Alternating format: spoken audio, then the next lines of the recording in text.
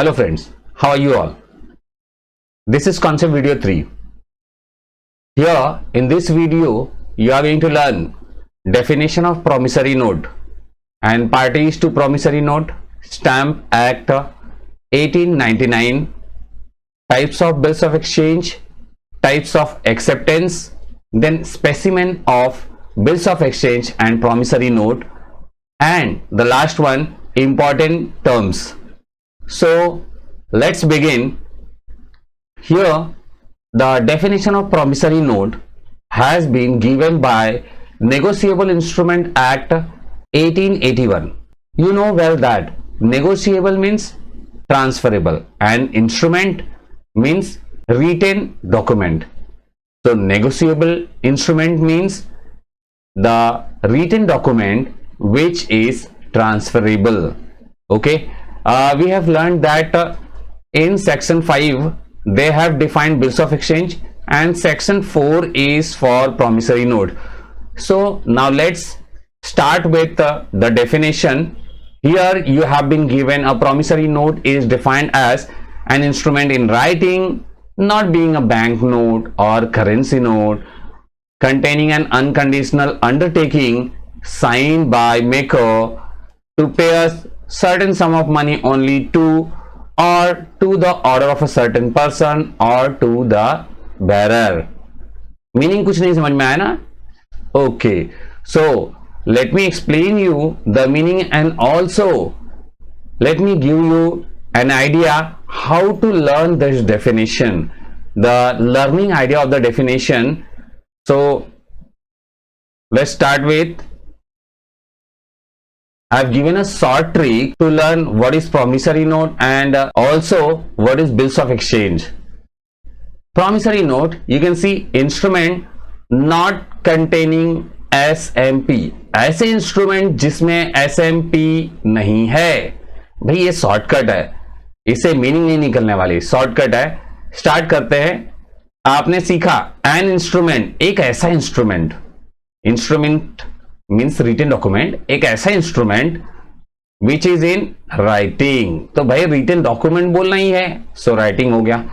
An instrument in writing, not being, जो कि bank note नहीं है भाई, बैंक की नोट नहीं है, not being a bank note और करेंसी नोट, ये ना ही बैंक नोट है और ना ही करेंसी नोट है. Containing N unconditional undertaking. Do you know undertaking का मतलब क्या होता है? इसका मतलब होता है प्रॉमिस. क्या होता है? प्रॉमिस. इसमें प्रॉमिस होना चाहिए, वो भी अनकंडीशनल, कोई कंडीशन नहीं होनी चाहिए. S mean signed, M stands for money and P stands for person. यहां पे साइन के बारे में बात करने वाले हैं तो साइन बाय मेकर.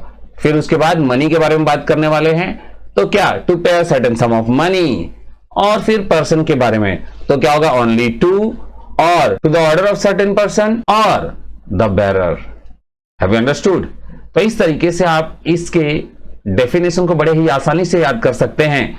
और आते हैं बिल्स ऑफ एक्सचेंज का डेफिनेशन, तो और भी इजी है, प्रॉमिसरी नोट से भी आसान है.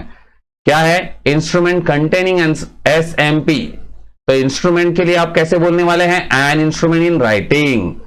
ठीक है, क्या बोलेंगे? An instrument in writing. फिर उसके बाद कंटेनिंग के लिए क्या बोलने वाले हैं आप? Containing N unconditional order. यहां पे लिखना है आपको अनकंडीशनल ऑर्डर, ऐसा ऑर्डर जिसमें कोई भी कंडीशन नहीं है, विदाउट कंडीशन बनाया गया है.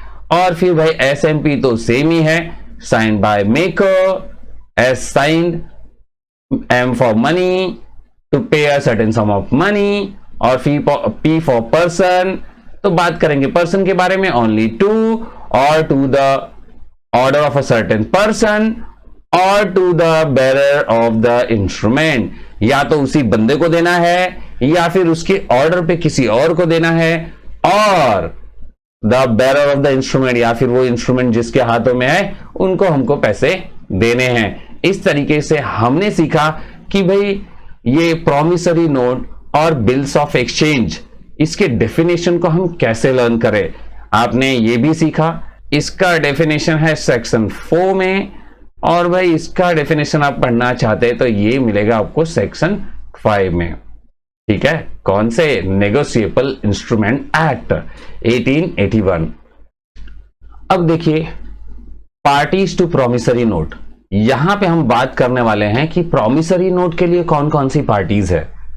You can see, you know well कि भाई जो बिल्स ऑफ एक्सचेंज था उसके लिए 3 पार्टीज थे, तो प्रॉमिसरी नोट के लिए कितने हैं? यहां पे केवल 2 ही पार्टीज है। कौन सा? एक तो भाई है मेकर, वो बंदा जो प्रॉमिसरी नोट बनाता है। क्या आप जानते हैं बिल्स ऑफ एक्सचेंज और प्रॉमिसरी नोट में क्या डिफरेंस है? भाई बिल्स ऑफ एक्सचेंज तो कस्टमर साइन करता है, खाली बनाता कौन है? सेलर बनाता है। Seller is the maker of bills of exchange, isn't it? आप जाएंगे सामान खरीदेंगे, बिल्स ऑफ एक्सचेंज पे वो सारी डिटेल्स लिख के आपसे साइन करा के ले लेगा, ऐसा केस है। बट प्रॉमिसरी नोट जानते हैं कौन बनाता है? प्रॉमिसरी नोट कस्टमर बनाता है। He will make the promissory note and sign on it, और प्रॉमिस करेगा कि भैया आपको मैं पैसे इतने दिनों में दे दूंगा।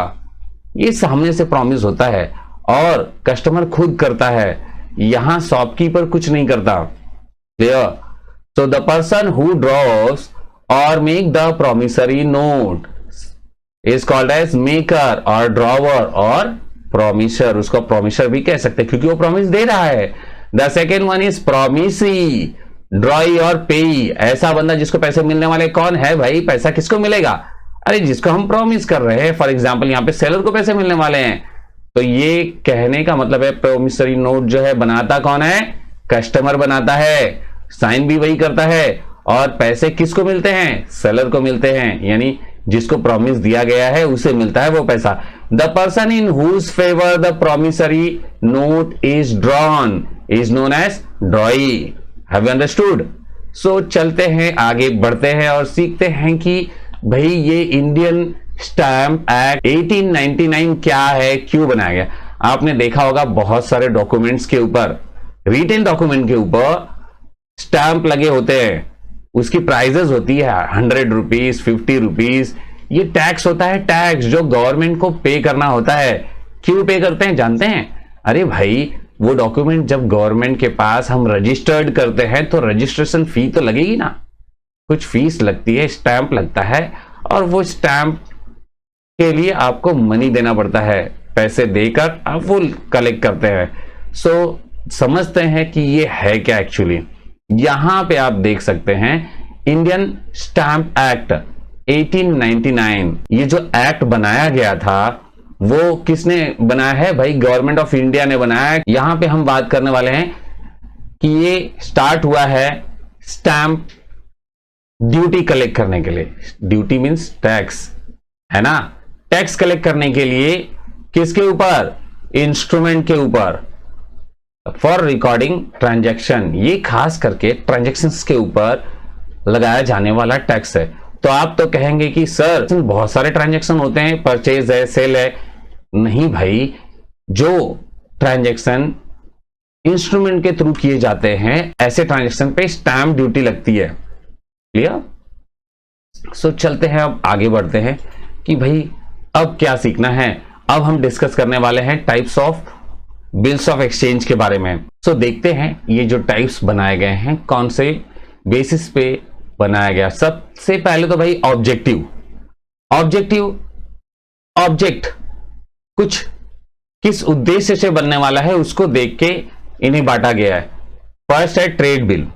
जानते हैं ट्रेड बिल, ये बिल कैसे बिल है? बिल ऑफ एक्सचेंज जो ट्रेड के लिए किए जाते हैं। मतलब मैं हूं suppose seller and you are the customer, आपने सामान खरीदा और मैंने बिल्स ऑफ एक्सचेंज पे साइन करवाया। ये रियल ट्रेडिंग के लिए बनाया गया बिल्स ऑफ एक्सचेंज है। Clear? So bill which is drawn by a creditor on his debtor, ऐसा बिल जो क्रेडिटर मींस सेलर अपने कस्टमर के लिए बनाता है, अपने कस्टमर से साइन कराने के लिए बनाता है, वो बिल, ठीक है, क्या कहलाती है? Trade bill. जानते हैं ये किसी एक वैल्यूएबल कंसिडरेशन के लिए बनता है। वैल्यूएबल कंसिडरेशन, बदले में सामान दिया है इसलिए हमें पैसे चाहिए, और पैसे चाहिए, नहीं मिला है तो हमने बिल बनाया है ना। लेकिन जानते हैं बच्चों, एक ऐसा भी बिल है जो हम केवल म्यूचुअल हेल्प के लिए बना सकते हैं। भाई आप तो जानते ही हैं, बिल ऑफ एक्सचेंज बैंक को देकर और उससे आप पैसे ले सकते हैं। अब बाय चांस आप पैसे ऐसे ही मांगने जाएंगे बैंक वाले के पास, तो बैंक वाला जल्दी आपको देगा नहीं, है ना। बहुत सारे डॉक्यूमेंट्स मांगेगा और बोलेगा भाई आईटी फाइल लेकर आओ, ये लेकर आओ, वो लेकर आओ, इस तरीके से आपको पैसे मिलेंगे। लेकिन आप बिल्स ऑफ एक्सचेंज का हेल्प लेकर ऐसे ही आप क्या कीजिए, बिल ऑफ एक्सचेंज बनाइए, साइन कराइए और ले जाके उसको डिस्काउंट करा लीजिए, आपके पास पैसे मिल जाएंगे। This is called as accommodation bill. Bank वाले को नहीं पता चलने वाला है कि ये एकोमोडेशन बिल है, लेकिन आपको तो पता है ना कि आपने सामान नहीं खरीदा है, केवल ऐसे ही बिल बना लिया है। ठीक है। Bill which is drawn for mutual financial accommodation, ऐसा बिल जो हम म्यूचुअल फाइनेंशियल एकोमोडेशन, एक दूसरे की मदद के लिए बनाते हैं, ठीक है, हेल्प के लिए बनाते हैं ऑफ द पार्टीज। उसमें डेटर होगा, क्रेडिटर होगा, है ना, मतलब ड्रॉवर और ड्रॉई होंगे, दोनों क्या करेंगे, पैसे मिलने पे आपस में बांट लेंगे। जितने मंथ के लिए बिल का पीरियड होगा उतने दिनों तक तो उसको यूज करेंगे, उसके बाद वापस पैसे कलेक्ट करके बैंक को दे देंगे। तो ये म्यूचुअल हेल्प के लिए किया जाता है, इसको बोलते हैं accommodation bill. Such bills are drawn and accepted without any valuable consideration. यहां पे जानते हैं वैल्यूएबल कंसिडरेशन नहीं है, क्यों?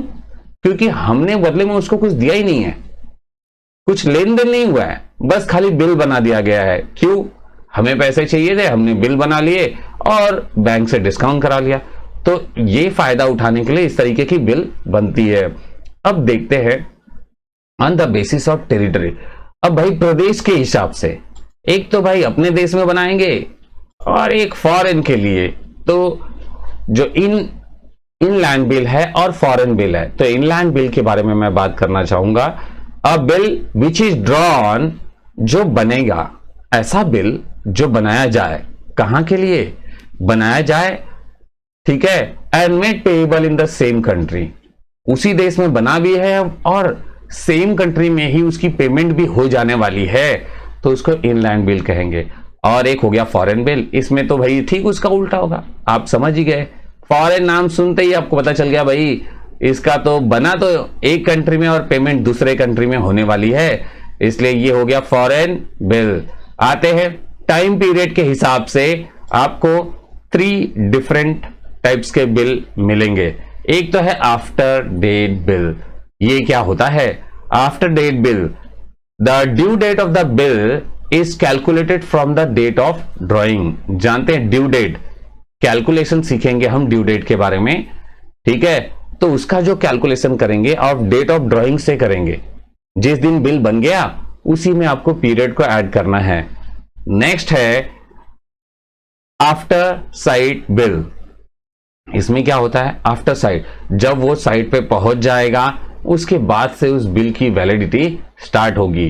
तो इसमें क्या होता है बच्चों, जानते हैं, एक्सेप्टेंस वाली डेट को देखा जाता है। Clear? The date of this bill is calculated from the date of acceptance. जिस दिन बिल को एक्सेप्ट किया गया है उस दिन से इसकी काउंटिंग शुरू होगी, ठीक है। ये खास करके फॉरेन बिल के लिए बहुत अच्छा होता है, क्योंकि फॉरेन बिल टाइम तो लगेगा ना बिल को पहुंचने के लिए, इसके पास, कस्टमर के पास, है ना। और इनलैंड बिल तो क्या है, ऑन द स्पॉट सिग्नेचर हो जाता है, date of drawing and date of acceptance दोनों सेम हो जाती है। Next one is bill payable on demand और एट साइट। ऑन डिमांड और एट साइट, ये कैसा केस है? इसमें जानते हैं कोई पीरियड नहीं होता बच्चों, जब मर्जी में आएगी हम जाके पैसे मांग सकते हैं और सामने वाले बंदे को पेमेंट देना होगा। सपोज एक ऐसा कस्टमर आता है, बोलता है देखिए अभी तो पैसे नहीं है मेरे पास, लेकिन आप बिल बना लीजिए, जब पैसे मांगेंगे तुरंत दे दूंगा।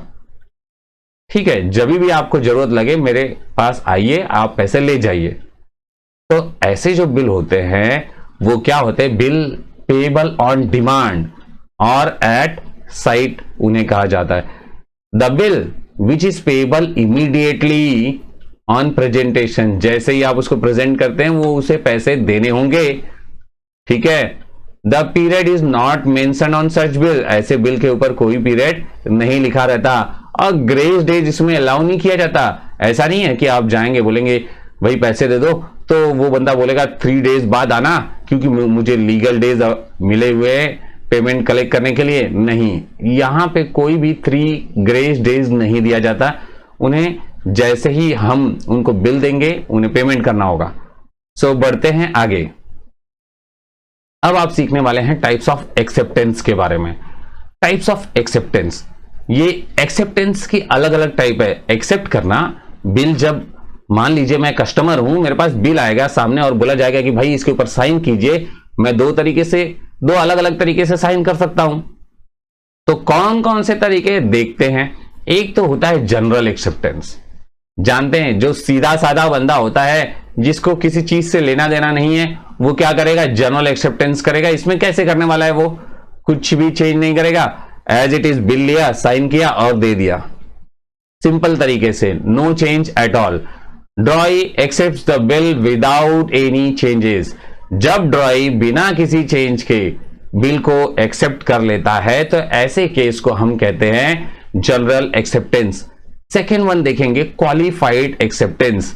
इसमें क्या होता है, क्वालिफाइड एक्सेप्टेंस में जरा ध्यान दीजिएगा। क्वालिफाइड एक्सेप्टेंस, सामने वाला बंदा बिल में थोड़े नेसेसरी चेंजेस करेगा और उसके बाद उसको साइन करेगा। कैसे चेंज, देखिए क्या क्या चेंज कर सकता है। क्वालिफाइड एज टाइम, हो सकता है कि उसको टाइम नहीं पसंद आ रहा हो, सेलर ने बोला आपको 2 मंथ्स के बाद दे देना होगा, तो उसने कट किया और लिखा मैं 3 मंथ्स के बाद पेमेंट करूंगा और साइन कर दिया। प्लेस, उसने प्लेस चेंज करके बता दिया कि अरे उस टाइम पे मैं यहां नहीं रहूंगा, मैं गुजरात गया रहूंगा तो गुजरात में पेमेंट करूंगा। सो पेमेंट की वो प्लेस चेंज कर देगा। वैसे ही अमाउंट, फॉर एग्जाम्पल 12,500 का बिल बना है या फिर 12,200 का बिल बना है और आप केवल उसे 12,000 देना चाहते हैं, यू विल राइट कि भाई मैं एक्सेप्टेड ओनली फॉर ₹12,000, 200 गायब कर देंगे, डिस्काउंट में हटा देंगे। अमाउंट का हो गया। अब पार्टीज के बारे में बात करते हैं कि सपोज उस पे पेई का नाम लिखा है और वो पेई आपको पसंद नहीं है, आप उसके हाथ में पेमेंट नहीं करना चाहते, तो आप क्या करेंगे, क्वालिफाई कर देंगे, नाम चेंज करेंगे, बोलेंगे मैं इस बंदे को तो नहीं दूंगा, किसी और का नाम बोलो, उसका नाम लिखता हूं और उसको पेमेंट कर दूंगा। Is this clear? The next one is condition. Condition, कोई कंडीशन रख दी जाएगी कि ऐसा होगा तो पेमेंट करूंगा, कोई एक कंडीशन के ऊपर। Clear? So such kind of acceptance is known as qualified acceptance। इसमें हम क्या करते हैं, कुछ ना कुछ बिल में चेंजेस कर देते हैं साइन करने से पहले, ठीक है। अब समझते हैं कि भाई specimen of bills of exchange क्या है। याद रखिए, ध्यान दीजिए, हमने सीखा कि भाई बिल के कितने टाइप्स होते हैं, हमने सीखा कि एक्सेप्ट करने का कितना टाइप है। जब आप बिल बनाएंगे तो ये 2 बातों पे ध्यान देना है, बिल आफ्टर डेट है, after date bill, after sight bill और ऑन डिमांड, ये 3 टाइप के बिल आपको एग्जाम में पूछे जाते हैं। और दूसरी बात, एक्सेप्टेंस के ऊपर बिल बनाया जाता है। 2 टाइप का एक्सेप्टेंस होता है, एक बंदा डायरेक्ट एक्सेप्ट कर दिया और दूसरा जो है क्वालिफाई करके एक्सेप्ट किया, उसमें चेंजेस लाके एक्सेप्ट किए गए। तो इस तरीके से बिल की फॉर्मेट जो है अलग अलग होगी। और दूसरी बात, when pay is given and when pay is not given, इसके ऊपर भी चेंजेस होते हैं। तो पे दिया है तो क्या लिखेंगे और नहीं दिया है तो क्या लिखेंगे। तो हर एक टाइप का स्पेसिमेन हम यहाँ पे कवर करने वाले हैं। ये एग्जाम में आपको 5 मार्क्स के लिए पूछा जाता है। It's really very important, format आता ही आता है। सो ध्यान दीजिए, इसको कैसे करना है। सबसे पहले तो आप बनाएंगे एक बॉक्स बनाने के बाद उस पर आपको लिखना है बिल्स ऑफ एक्सचेंज और फिर लगा देना है स्टैम्प। क्लियर? स्टैम्प लगाने के बाद आप लिखेंगे अमाउंट, उसके बाद आप लिखने वाले हैं लाइंस, वो लाइन जिसमें आप पूरा एक्सप्लेन करेंगे डिटेल में कि किसको पेमेंट करनी है, क्या है। देखिए ये बिल कैसा है, आफ्टर डेट बिल, तो यहां पे आफ्टर डेट वर्ड आना कंपलसरी है। After date dash after date pay to me, ये मी क्यों लिखा जानते हैं? क्योंकि टाइप कौन सा टाइप है ये, व्हेन पे इज नॉट गिवन, पे नहीं दिया रहेगा तो भाई पेमेंट किसको करनी होगी, सेलर को। तो इसके लिए यहां पे लिखना है आपको पे टू मी और my order the sum of rupees, यहां पे रुपीज लिखेंगे आप वर्ड्स में, okay, only for the value received. इसको लर्न कर लीजिए, ठीक है, लर्न चाहिए क्योंकि ये फॉर्मेट आपको बनाने के लिए आएगा। इसके ऊपर क्वेश्चंस होते हैं, हम सीखेंगे अगले वीडियो में कि भाई ये क्वेश्चन कैसे करना है। यहां लिखना है period of the bill, 2 month, 3 month, 90 days वगैरह। यहां लिखेंगे आप अमाउंट्स वर्ड्स में, ठीक है। अब आते हैं कि भाई यहां क्या लिखना है, यहां लिखना है आपको ड्रॉवर के बारे में डिटेल्स। तो ड्रॉवर का नाम लिखेंगे आप और फिर ड्रॉवर का एड्रेस लिखेंगे और उसके बाद लिखने वाले हैं आप डेट। यहां पे डेट वर्ड आपको मेंशन करना होगा, DATE, ये लिख के उसके बाद आप डेट लिखेंगे। और कौन सी डेट होगी, बिल कौन से दिन बनाई जा रही है, ठीक है, date of the bill, bill का डेट यहां पे लिखा जाएगा। और ये लिखने के बाद ड्रॉवर को नीचे देखिए साइन करना होगा, ठीक है, साइन करेगा और ब्रैकेट में नेम। लेकिन आपको एग्जाम में साइन नहीं करना है, आपको खाली HD लिख के छोड़ देना है और उसका नाम लिख देना है ब्रैकेट में, वो भी क्लियर, खुद से साइन मत कर दीजिएगा। अब आते हैं, यहां जो बात लिखी जाएगी वो होगी ड्रॉई की इंफॉर्मेशन। ड्रॉई क्या करेगा, यहां पे अपना नाम लिखेगा और फिर एड्रेस लिखेगा और बाजू में एक्सेप्ट करेगा। यहां आपको लाइन ड्रॉ करनी है, इस लाइन के अंदर लिखना है एक्सेप्टेड, ठीक है।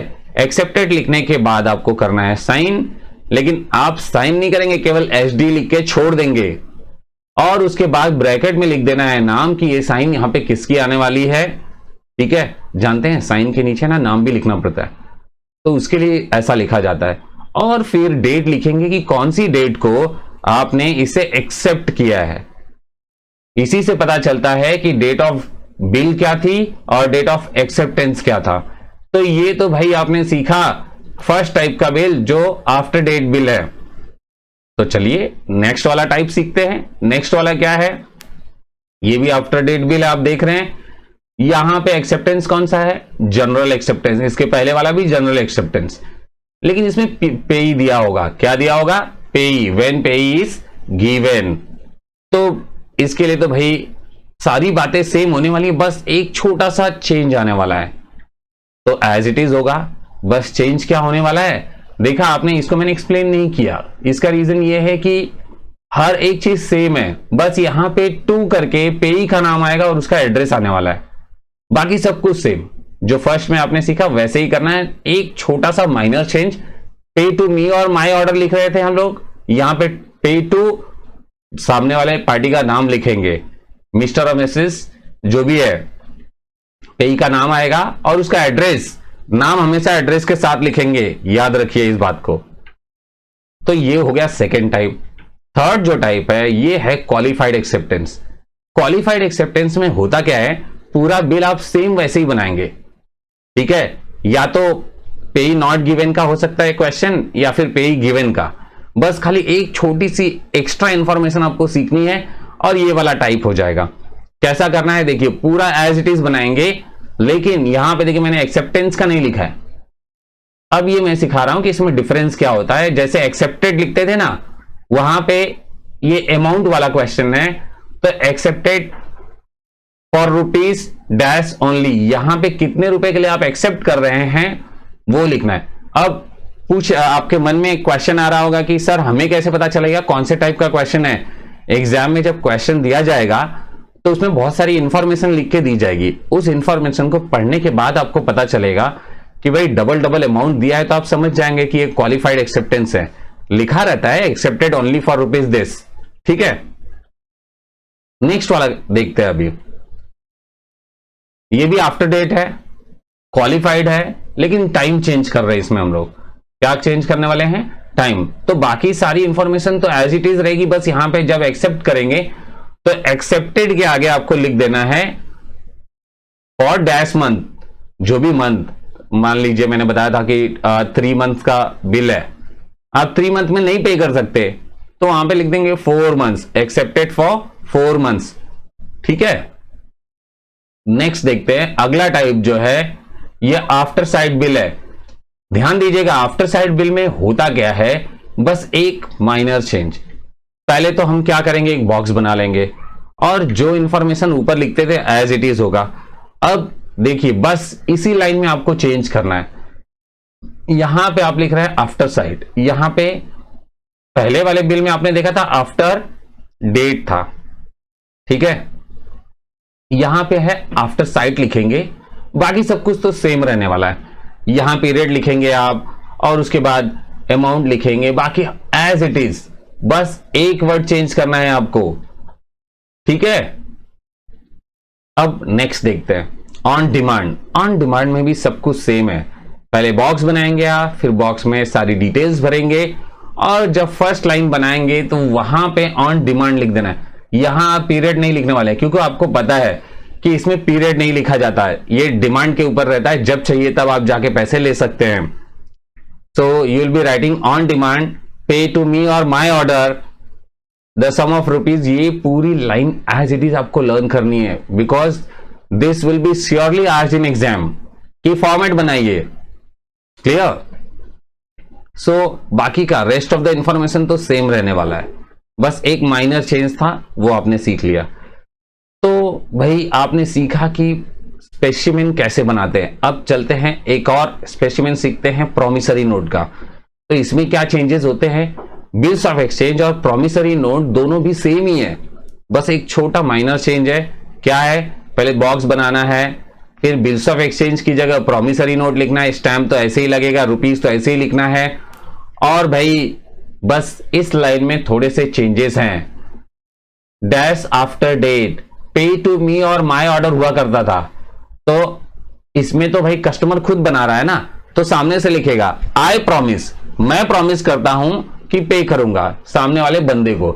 इसमें दो ही पार्टीज होते हैं, तो एक तो हमारा खुद का नाम होगा कस्टमर का और एक सामने वाले सेलर का नाम होगा, उसका नाम पेई का नाम। इसमें सेलर को पेई कहते हैं, ड्रॉई भी कहते हैं, उसका नाम यहां पे लिख देंगे। तो नाम लिखे और his order the sum of rupees, address के साथ नाम लिखेंगे, dash only for the value received, यहां पे लिखना है अमाउंट आपको।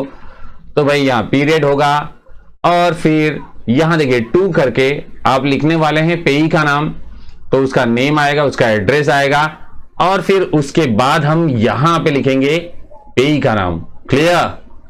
सो यहां लिख दिया अमाउंट। अब समझते हैं कि यहां क्या लिखना है, यहां पे मेकर का नाम लिखना है, मतलब कस्टमर अपना नाम लिखेगा, एड्रेस लिखेगा, ठीक है, और डेट लिखेगा, नेम एड्रेस एंड डेट। उसके बाद नीचे करनी है साइन, किसकी, कस्टमर की, मेकर की, उसने कर दिया साइन, ठीक है, ब्रैकेट में आप उसका नाम लिख देंगे। इस तरीके से आपने सीखा कि प्रॉमिसरी नोट कैसे बनाना है। तो हमने सीखा कि भाई प्रॉमिसरी नोट और बिल्स ऑफ एक्सचेंज के फॉर्मेट क्या होते हैं। बिल्स ऑफ एक्सचेंज में बहुत सारे अलग अलग फॉर्मेट हैं, फॉर्मेट बहुत डिफिकल्ट नहीं है, बस एक एक माइनर वर्ड का चेंजेस है, उसको आप समझ लीजिए और इस तरीके से आप स्पेसिमेन बना लेंगे। नेक्स्ट सीखते हैं इंपॉर्टेंट टर्म्स। भाई बिल्स ऑफ एक्सचेंज के लिए और कौन सी बातें जानना जरूरी है, ये आप सीख लेंगे तो समझ लीजिए कि ये चैप्टर हो गया बिल्कुल खत्म। बस क्वेश्चन प्रैक्टिस करनी है और चैप्टर क्लोज। तो सबसे पहले जानते हैं कि डिस्काउंटिंग ऑफ बीओई क्या होता है। बिल्स ऑफ एक्सचेंज को डिस्काउंट कर रहे हैं आप, इसका मतलब होता है कि आप टाइम से उसका पैसे पहले ही ले रहे हैं, जो आपको 3 मंथ बाद पैसे मिलने चाहिए वो अभी लेने वाले हैं, यानी प्रेजेंट वैल्यू फाइंड कर रहे हैं आप यहां पे, ठीक है। Conversion of bills of exchange into its present value, ठीक है। कोई भी चीज आपको 3 मंथ बाद जो अमाउंट मिलना चाहिए वो आज ही लेना चाहेंगे तो कुछ कम मनी मिलेगा, कुछ कम पैसे मिलेंगे, इसलिए उसको प्रेजेंट वैल्यू कहा जाता है। नेक्स्ट देखते हैं ड्राफ्ट के बारे में मैंने इसके बारे में आपको बताया था कि जब तक आप उसको एक्सेप्ट नहीं कर लेते किसी बिल को, तब तक वो ड्राफ्ट कहलाएगा। A bill before acceptance is known as draft. Clear. अब होल्डर देखते हैं, होल्डर कौन सा बनता है, कब से चिल्लाते जा रहे हम लोग, होल्डर को दे देंगे, होल्डर को दे देंगे, ठीक है, या फिर बैरर। ये कौन होता है? जिसके हाथ में बिल होगा, ठीक है, और वो बिल का अमाउंट लेने का हकदार होगा, देन ओनली उसको होल्डर कहेंगे।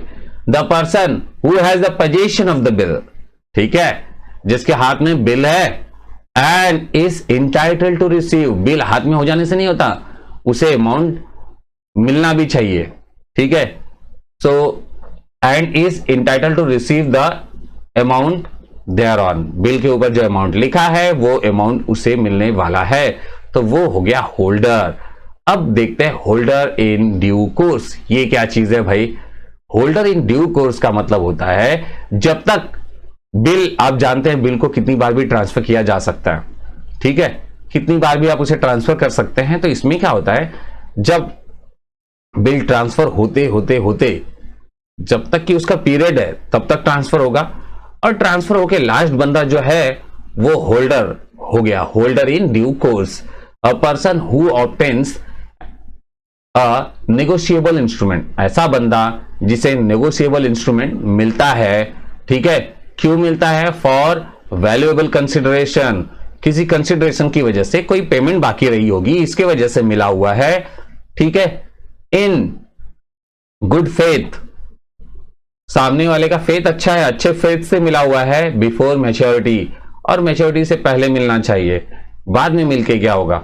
बिल, आपने सीखा है कि बिल की वैलिडिटी जब तक मैच्योरिटी नहीं है तब तक ही उसको ट्रांसफरेबल है, वो उसको ट्रांसफर किया जा सकता है, उसके बाद ट्रांसफर नहीं कर सकते, ठीक है। नेक्स्ट देखते हैं नोटिंग। नोटिंग का मतलब क्या होता है? नोट करना। नोटरी पब्लिक के पास जब हम जाते हैं तो वो क्या करता है? डिसऑनर के फैक्ट को नोट करता है कि बिल डिसऑनर हो चुकी है।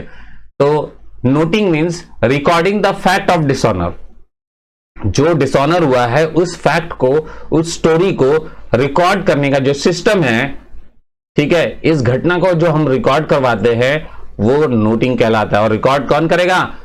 नोटरी पब्लिक करेगा, ठीक है। अब प्रोटेस्टिंग क्या होता है? देखिए भाई, जब आप बिल्स ऑफ एक्सचेंज लेके जाएंगे नोटरी पब्लिक के पास, तो वो क्या करेगा? उसको ऑथेंटिकेट करेगा, उसको देखेगा, उसको समझेगा, और प्रॉपर इंफॉर्मेशन होने के बाद उसको क्या कर देगा? नोट कर देगा, है ना। After authentication the fact of dishonour is noted bye notary public. तो नोटरी पब्लिक क्या करता है? फैक्ट ऑफ डिसऑनर नोट कर देता है, ठीक है।